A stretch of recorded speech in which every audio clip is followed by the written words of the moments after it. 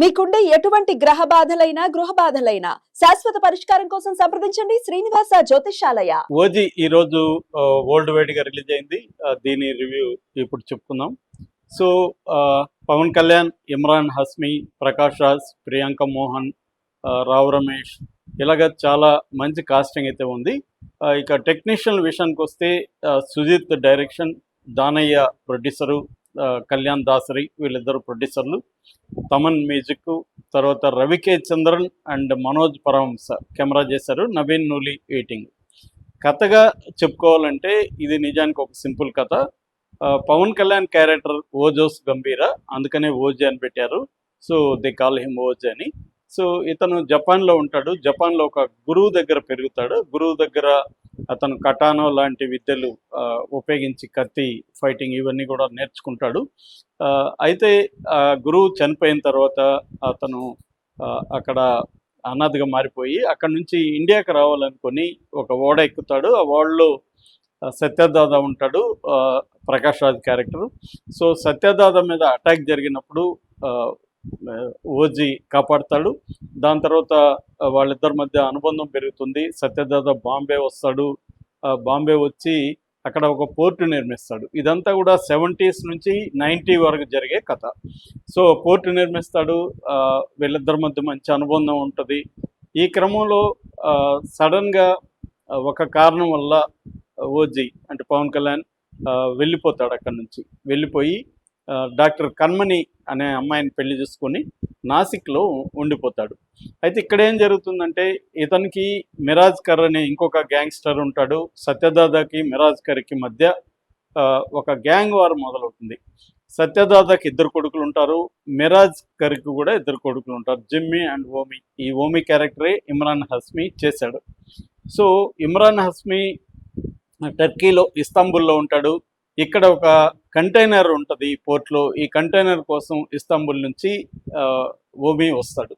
So వీళ్ళిద్దరి మధ్య ఫైట్లో ప్రకాష్ రాజ్ క్యారెక్టర్ అయిన సత్యదాదా కొడుకులు 2 చనిపోతారు.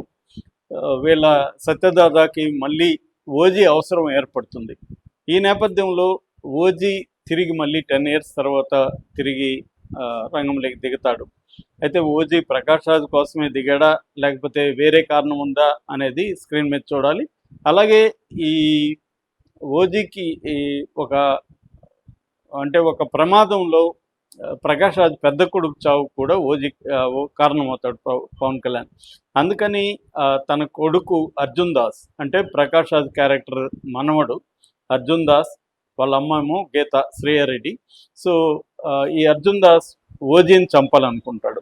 సో ఇప్పుడు ఏంటంటే ఇటు ఓమి క్యారెక్టర్కి ఇటు ఓజీకి మధ్య వార్ అనేది స్టార్ట్ అవుతుంది. ఈ వార్లో ఎవరు గెలిచారనేది అందరు గెస్ చేయగలిగిందే. ఇది బేసిక్గా కథ. అంటే ఒక పోర్టు కోసం 2 గ్యాంగ్స్టర్ కుటుంబాల మధ్య వార్లో ఓజీ రోల్ ఏంటి అనేది బేసిక్గా ప్లాట్ అని చెప్పుకోవచ్చు. అయితే కథనాన్ని ఎలా నడిపాడు, ఎప్పుడైనా స్టోరీ స్క్రీన్ ప్లే. చాలా గ్యాంగ్స్టర్ సినిమాలో స్టోరీ ఇంతే ఉంటుంది. అంటే ఒక ప్రాంతం మీద కానీ లేకపోతే ఒక ట్రేడ్ మీద కానీ పట్టు కోసం కొన్ని గ్యాంగ్స్టర్స్ మధ్య కొంతమంది గ్యాంగ్స్టర్స్ మధ్య రైవలరీ ఉంటుంది. ఈ క్రమంలో ఎవరు గెలిచారనేది ఇంతే ఉంటుంది. ఎన్ని గ్యాంగ్స్టర్ సినిమాలు చూసినా దీంట్లో కూడా అంతే ఉంది. కానీ స్క్రీన్ ప్లేని ఎలా నడిపాడు అంటే ఇంట్రెస్టింగ్గా నడిపాడు. 40లలో స్టార్ట్ చేసి కథని 70కి తీసుకెళ్ళి అక్కడ నుంచి 90sకి ఎలా వెళ్ళింది అనేది ఇంట్రెస్టింగ్గా తీసుకురావడం. అట్లాగే ఓజీ క్యారెక్టర్కి ఫ్లాష్ బ్యాక్ చాలా ఇంట్రెస్టింగ్గా ఉంటుంది. అట్లాగే మిగతా క్యారెక్టర్లకు కూడా చిన్న ఫ్లాష్ బ్యాక్లు ఉంటుంది. దీంట్లో ఉండే ఇంకొక స్క్రీన్ ప్లేలో ఉండే మంచి విషయం ఏంటంటే డిఫరెంట్ క్యారెక్టర్స్ని ఇంట్రడ్యూస్ చేసి వాళ్ళకు కూడా ఒక నేపథ్యం, ఒక స్టోరీ కన్స్ట్రక్ట్ చేయడం. అంటే ప్రతి క్యారెక్టర్ కూడా ఇంపార్టెంట్గా చిన్నదైనా పెద్దదైనా ఇంపార్టెన్స్ ఉండే విధంగా డిజైన్ చేశాడు Sujeeth director. So screenplay ఇంట్రెస్టింగ్గా వెళ్తుంది. ముఖ్యంగా ఫస్ట్ హాఫ్ అయితే చాలా బాగుంది.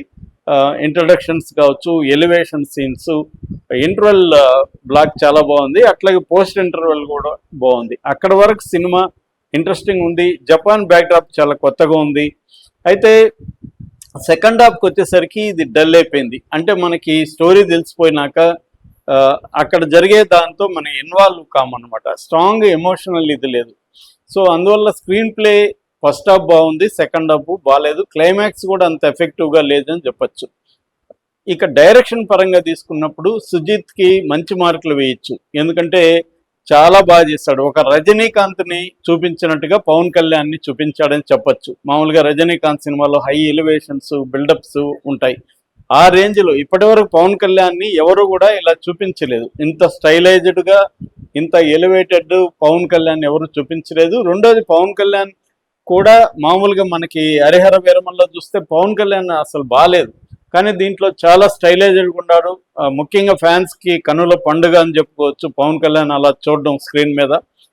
పవన్ కళ్యాణ్ స్క్రీన్ టైం అయితే ఫుల్గా లేదు. ఫస్ట్ హాఫ్లో చాలా తక్కువ ఉంది పవన్ కళ్యాణ్ స్క్రీన్ టైము. అయినప్పటికీ కూడా అది తెలియనీయకుండా మేనేజ్ చేయగలిగాడు డైరెక్టర్. చాలా స్టైలైజ్డ్గా, చాలా ఇంట్రెస్టింగ్గా పవన్ కళ్యాణ్ క్యారెక్టర్ని ఎలివేట్ చేసుకుంటా వచ్చాడు. అదైతే ఇప్పటికి ఎవరు చేయలేదు. అంటే ఒక ఫ్యాన్ బాయ్ మూమెంట్ అంటారు, ఒక డైరెక్టరు ఫ్యాన్ అయినప్పుడు ఆ హీరోని ఎలా ఎలివేట్ చేస్తాడనే దానికి ఇది ఎగ్జాంపుల్. సో డైరెక్షన్కి మంచి మార్కులు వేయచ్చు. చాలా స్టైలైజ్డ్గా సీన్స్ని కూడా ఇవాళ కనెక్ట్ అయ్యే విధంగా మనకు ఒక హాలీవుడ్ సినిమా చూస్తున్నట్టు ఉంటుంది. ముఖ్యంగా యాక్షన్ సీక్వెన్సెస్ చాలా బాగా డిజైన్ చేస్తారు, సెట్ పీసెస్ చాలా బాగున్నాయి. సో డైరెక్షన్ చాలా బాగుందని చెప్పచ్చు. ఇక పెర్ఫార్మెన్సెస్, పవన్ కళ్యాణ్ పెర్ఫామ్ చేయడానికి పెద్దగా లేదు. పవన్ కళ్యాణ్ క్యారెక్టరు అతను ఎట్లాగైతే రజనీకాంత్ నడుస్తుంటాడు, అరుస్తుంటాడు, అలాగా ఈ పవన్ కళ్యాణ్ క్యారెక్టర్ కూడా ఉంది. దాంట్లో పవన్ కళ్యాణ్ పర్ఫెక్ట్గా సూట్ అయ్యాడు. ఇక ఇమ్రాన్ హస్మీ సర్ప్రైజ్ అని చెప్పొచ్చు.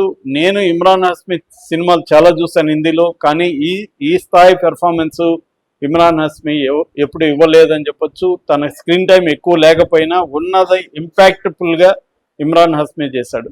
ఇక ప్రకాష్ రాజు, శ్రేయారెడ్డి, మిగతా క్యారెక్టర్లు అంతా చేసుకుంటూ వెళ్ళారు. వాళ్ళకి ఇది కొత్తగా ఏమీ అనిపించలేదు, చేసుకుంటూ వెళ్ళారు. అర్జున్ దాస్ క్యారెక్టర్, అతని పేరు కూడా అర్జున్ సినిమాలో, అతని క్యారెక్టర్ చాలా బాగుంది. అతను చాలా బాగా చేశాడు కూడా, వాయిస్ కూడా చాలా బాగుంది, బాగా చేశాడు ఆ క్యారెక్టర్. ఈ శ్రేయారెడ్డి కూడా బాగా చేసింది. ప్రియాంక మోహన్, ఆమెకి ఎక్కువ స్క్రీన్ టైం లేదు, ఉన్నంతలో ఆమె ఇంపాక్ట్ క్రియేట్ చేయగలిగింది. సో పెర్ఫార్మెన్సెస్ అన్ని బాగున్నాయి. ఇక టెక్నికల్ విషయానికి వస్తే ఫస్ట్ మనం చెప్పుకోవాల్సింది తమన్ మ్యూజిక్. చాలా సీన్లని ఎలివేట్ చేయడమే కాకుండా ఒక డిఫరెంట్ ఫీల్ క్రియేట్ చేశాడు.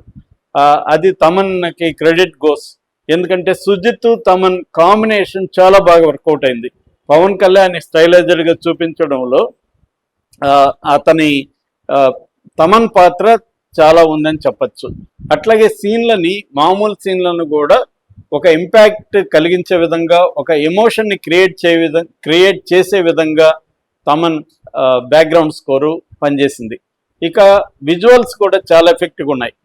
ఇటు ఇంటీరియర్స్ కానీ, సందులు లేన్స్ కానీ, తర్వాత రెయిన్ సోకుడు ఎక్స్టీరియర్స్ కానీ, ఇవన్నీ కూడా చాలా బాగా క్యాప్చర్ చేశారు రవికే చంద్రన్ అండ్ మనోజ్ పరమహంస. చాలా ఎక్స్ట్రాడినరీగా ఉన్నాయి. ఇక ప్లస్లు చెప్పుకోవాలంటే దీంట్లో ఫస్ట్ వచ్చి ఈ stylised action, stylised set pieces ఇది. రెండవది పవన్ కళ్యాణ్ ని చాలా స్టైలైజ్డ్ చూపించడం. మూడవది బ్యాక్గ్రౌండ్ స్కోరు. నాలుగవది ఫస్ట్ హాఫ్. ఐదవది విజువల్స్. మైనస్ చెప్పుకోవాలంటే స్క్రీన్ ప్లే సరిగా లేదు, ఎమోషన్స్ మీద ఫోకస్ చేయలేదు డైరెక్టరు. అంటే రైటర్గా ఫెయిల్ అయినట్టుగా మనకు తెలుస్తుంది. ఫెయిల్ అని కంప్లీట్గా చెప్పలేం, కానీ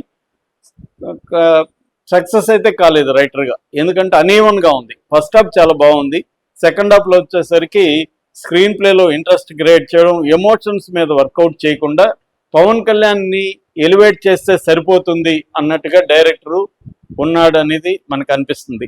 అందువల్ల స్క్రీన్ ప్లే సరిగా లేదు, అది లోపం. అట్లాగే సెకండ్ హాఫ్ చాలా చోట్ల డల్ మూమెంట్స్ ఉన్నాయి, అది కూడా వర్కౌట్ అవ్వలేదు. అట్లాగే విఎఫ్ఎక్స్ కూడా క్వాలిటీ లేదు. ఇది ఒక 250 కోట్ల బడ్జెట్ సినిమాకి విఎఫ్ఎక్స్ ఉన్నంత క్వాలిటీ అయితే లేదు. ఈ లోపాలైతే కనబడుతున్నాయి. అంటే స్టోరీలో ప్రెడిక్టబిలిటీ అనేది ప్రధానంగా మనకు కనిపిస్తుంది. అయితే లాజిక్లు కూడా ఈ సినిమాలో లేవు. మామూలుగా స్టార్ సినిమాలో లాజిక్లు వెతకూడదు, కానీ మనం కనబడుతూ ఉంటాయి. ఎందుకంటే ఎప్పుడైతే మనం ఎమోషన్లోకి ఇన్వాల్వ్ కామో అప్పుడు లాజిక్ వస్తుంది. మామూలుగా మనకి హిచ్కాక్ థియరీ ఉంది, when logic enters drama dies అని అంటాడు హిచ్కాక్. కానీ ఆ డ్రామా బలంగా ఉన్నప్పుడు మాత్రమే లాజిక్ని మనం పట్టించుకోం. కానీ ఈ సినిమాలో ఆ డ్రామా మిస్ అయింది, ఒక స్ట్రాంగ్ కాన్ఫ్లిక్ట్ అనేది మిస్ అయింది. ఓవరాల్గా ఈ సినిమా పవన్ ఫ్యాన్స్కి బాగా నచ్చుతుంది. మామూలు ఆడియన్స్కి కూడా యాక్షన్ సినిమాలు చూసేవాళ్ళు ఖచ్చితంగా చూడాల్సిన సినిమానే. నా రేటింగ్ 2.75 out of 5.